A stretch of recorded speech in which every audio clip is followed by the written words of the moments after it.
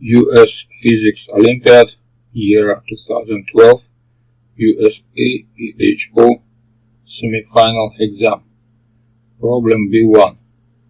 Solution for this problem you can find below this video in the reference of the description. A particle of mass m moves under a force similar to that of an ideal spring, except that the force repels the particle from the origin.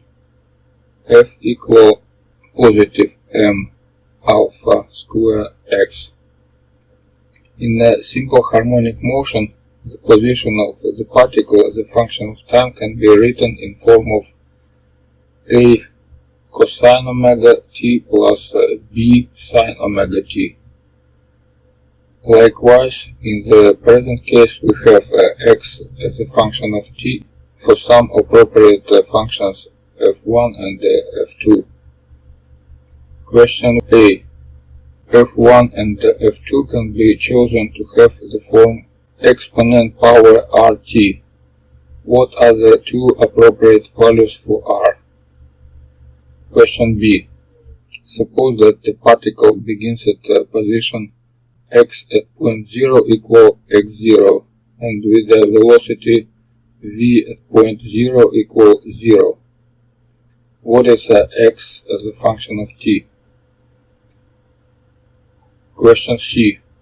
The second ideal particle begins at position x at 0 equals 0 with the velocity v at 0 equal v0. The second particle becomes closer and closer to the first particle as time goes on. What is v0? Solution. Newton's law gives us this differential equation for this form of force. If we use x as a form of exponent power rt, we will get this equation. After taking a second derivative from this function, we will get expression for r that will be plus or minus alpha. That's the answer for question A. Question B. So, solution for this equation has the form a multiplied by exponent power alpha t plus b exponent power negative alpha t.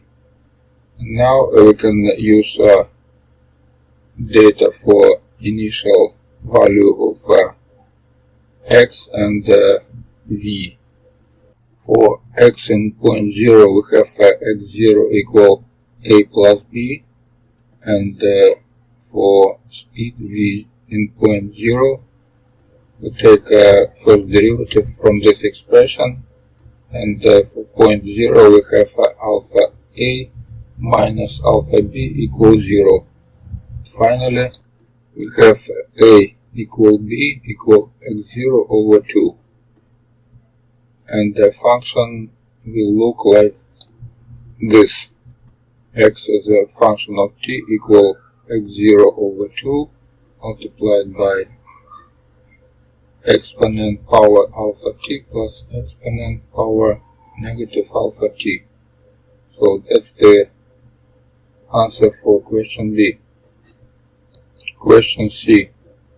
Second particle at the position x0 equals 0 and the velocity in point 0 equal v0. Now let's count these coefficients for this particle A and B. Now we have these two equations for coefficients A and B.